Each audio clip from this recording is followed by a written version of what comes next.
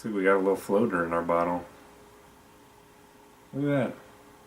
And there she dances. Alone fiber. And we got this directly from MFK too. Oh, smage.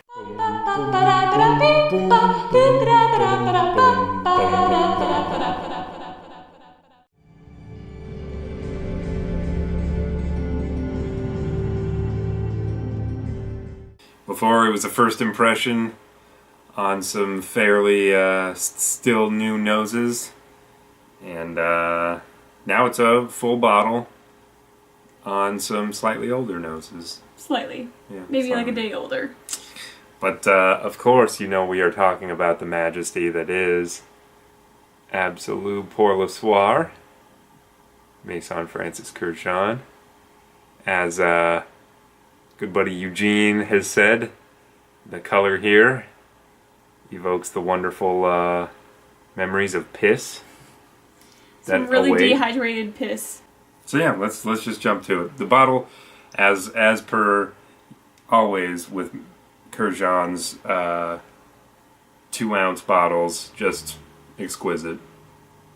Yep, I dig it. All of it is great. It's fun. So this is the first time we're spraying here. Straight out of Compton. Straight out of France. Oh yeah, there it is. Nice, good spray. It does not smell as repulsive as I said it was in the first video. Yeah! I actually really enjoy it because we got a sample of it and we pretty much didn't touch it for a while, and then maybe after like 2 months of owning it, I wore the rest of it. yeah, I started experimenting with it a little bit more, and I realized how much I really enjoy the way it smells on you, and it's really pleasurable. Now, I mean, I would not recommend this to novices at all, but to novices who are just starting off, maybe do what we did. Buy a sample. Continue to try crazier things, smell it. Continue to try crazier things, and once you kind of get to a crazy threshold, give it another good evaluation and figure out whether or not you like it. Yeah, so I think after trying a great deal many animalics, and mostly being disappointed by most of them, either there's things like Yatagan, which we own a bottle of, and everybody said, oh, it's like a great first animalic to try, and just don't really, it doesn't smell animally at all nice. to me. Yeah, I mean, you were wearing it the other day, it was it's pleasant. decent, but it's not an animalic, I don't feel like. Same with Koros. I mean, I can kind of understand there's that kind of something-ish note. Maybe you really do have to go with the vintage, which makes sense if it's the civet that you're after, but I just don't care about it. It's just shit. Mm-hmm. Same with Antaeus. And then there's the other ones that it's like Salome by Papillon Perfumery. I mean, I really like that one, but it also leans more femme than anything else too, so it's kind of, it'd be harder to pull off. You pull it off though. Yeah. I think, but I mean, I like it, but it's just the difference between like buying a perfume that I enjoy quite a bit, but also like that when I wear it, I'm kind of like, to one that I love and I can wear it and I can be like, So that's what this is now. That's what this is. So now we own, I think, without a doubt, the prettiest perfumer or perfume from this particular house, and the stinkiest. You know?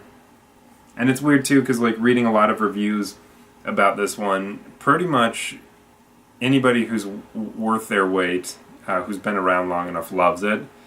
And the reviews pretty much go one of three ways. People either say it's a very sweet, delicious honey fragrance.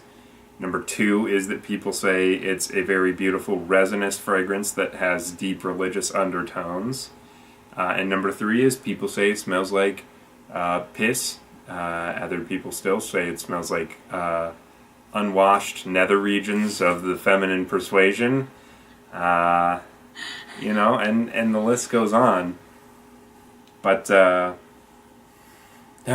it's it's a clear winner to me, and I think I think all three of those evaluations of this fragrance are pretty accurate. Yeah. But I think with this one more than some of the other ones, like some other fragrances we have, which aren't coming to mind right now because I am dead tired. Like they're consistent performers. Like every time we spray, it's the same smell that comes out of the bottle every time. I feel, this is like our first time really using the bottle, but like especially with our sample, it was shapeshiftery. Yeah, yep. Yeah, it really was. Which makes it fun. I mean, yeah. It's like a surprise inside. It's like a Wonder Ball. It's like it is. Yeah. I think right now I get the sweet honey note. Right now, really heavy. Yeah. Even when it does smell slightly pissy, at first I was repulsed by it. Now I don't think it's so bad. I mean, I find it really enjoyable then too. Yeah.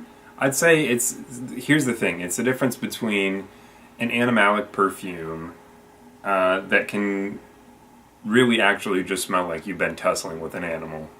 You know what I mean? Like there's some perfumes that you can wear and you walk in and people don't recognize you as you're wearing a perfume. They're like, this guy was just like fisting a cat or something, you know? But this one I think definitely gives off a perfume vibe because Maison Francis Kurkdjian's blends are like that of Tom Ford. They're just insanely creamy and just very classically trained to bring the nose to the conclusion that it's a perfume. Mm-hmm. Which I really appreciate when you're also dealing with that brutal factor that can sometimes be a little crazy. Then you're giving off the feeling where it's like borderline, people like, wait, what is that? And then like it's still a perfume, mm-hmm. and it still has this secondary, like, you know what I mean? It's like I mean, it's a very small line to be crossed, but it's like the difference between listening to John Zorn over here and then like crossing over and listening to an actual crazy man. Like here, there is like a structure that brings you in that's actually very thoughtful and compelling, and then like just a step further, you're like, you almost can get that, but like at the last second, it switches on you, mm-hmm. and that's just not the case with this one, and that's part of what I think makes this just wonderful. Yeah. Just a wonderful, like, winter's one of the best times for fragrance. Winter and fall, I feel like a lot of my favorite perfumes come real heavy on my skin then. And that's the time I could just blast away on some of my favorite fragrances. Oh yeah. But I also feel like oftentimes, like, the craziest you are going to get during winter for a lot of perfumes is going to be like a dry incense or like cognac or something like that. You know, it's just like... Or a stinky oud. Or a stinky oud. But even then, like most of the ouds that people are going to be wearing, you know, are still, for the most part, really pleasurable. And I think Absolue pour le Soir is one of those really beautiful fragrances that you can really just wear on when you're wanting something super different and you do want to traverse that territory where it's like you're getting really crazy here. You're getting kind of nuts with it. So the question, I think we talked about this in our original video, was if you could wear this to work. So do you feel like you would be able to wear this fragrance to work? And not stink out the office? Definitely not. You wouldn't? Definitely not. My review for this, I think, has gone up. I forget what I gave it in the original video. I think you gave it like a 1. Probably. I honestly would give this like... I'm gonna go with an 8/8. It's really good. I enjoy it when he wears it. I enjoy just smelling it out of the bottle. It is not a 10 for me, but I'm really happy we own this. I was really hoping we were never going to own it the last time we did this video, but I'm happy we own it. Yeah, I'd probably give it a 9 myself. Yeah, I think I'm very close to the same area as you. What were you going to say? I don't remember who I said would wear this, but in my mind, the person who would wear this is Charles Magnuson, I think is how you pronounce his last name, from Sherlock BBC. I like to use that show, as you can tell if you watch our videos. Part of the reason, I think, is because one of the scenes he pisses in Sherlock and Watson's fireplace. And so I'm going for the pissy notes. It's kind of dark and nasty, and he's kind of a nasty dude too. He like licks the face of a character, and he's kind of gross.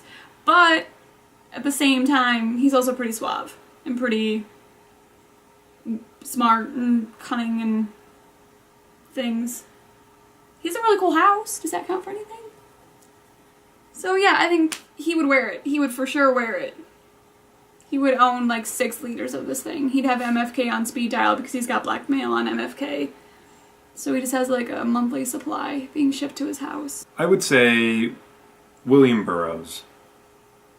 Yeah. Is who I'd say smells like this. I imagine William Burroughs having a bottle of this tucked away that he wouldn't, surely he wouldn't wear around any of his gay company.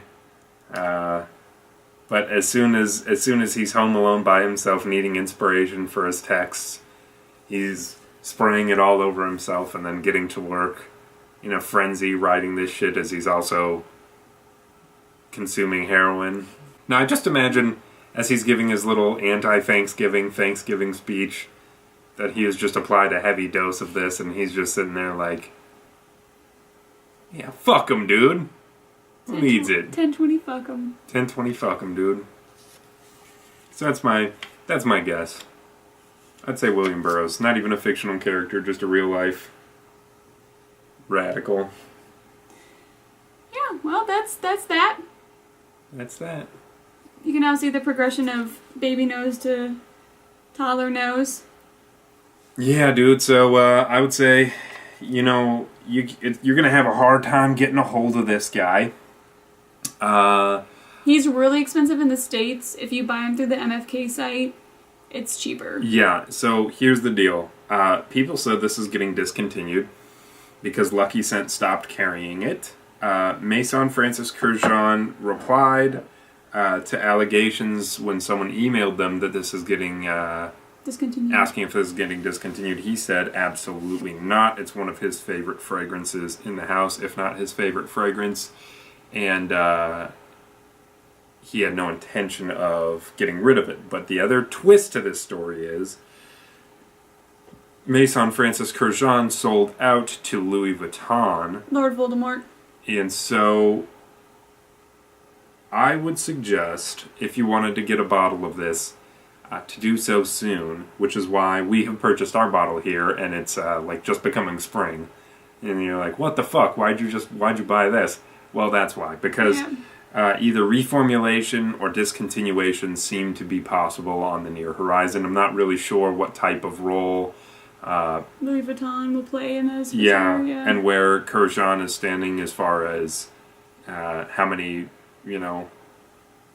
or how much creative control he can now possess over his own house.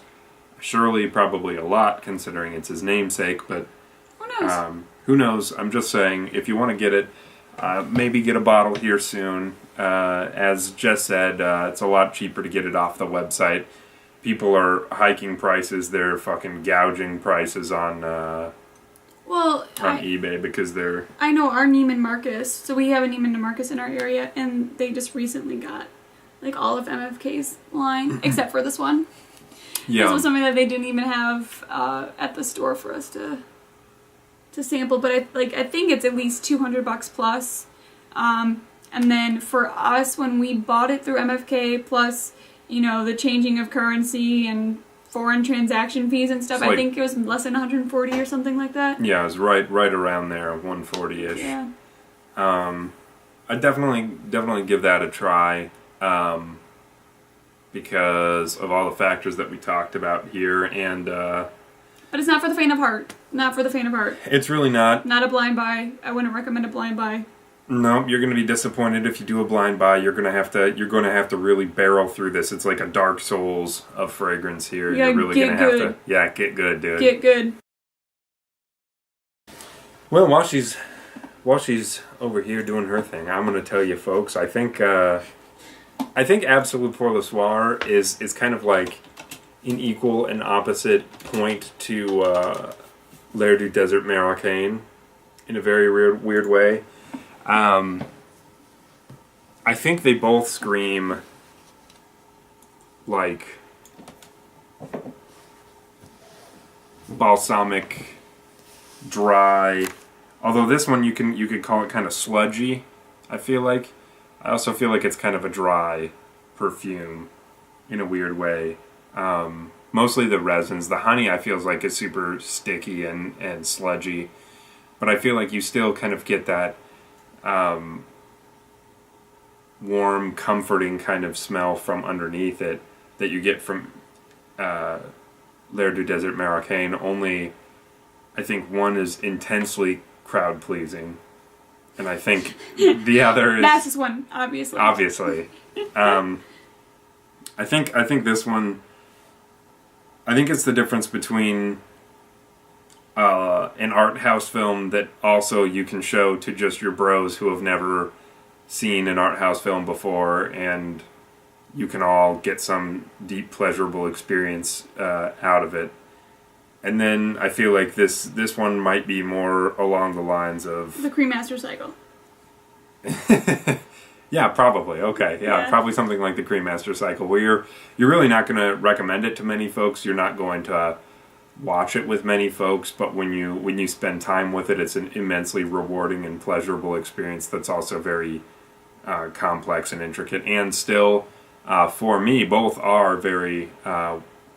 warming and comforting scents in their own right. Scent and film, the Cremaster Cycle. Anyways, that's all I wanted to say. I just wanted to suggest that this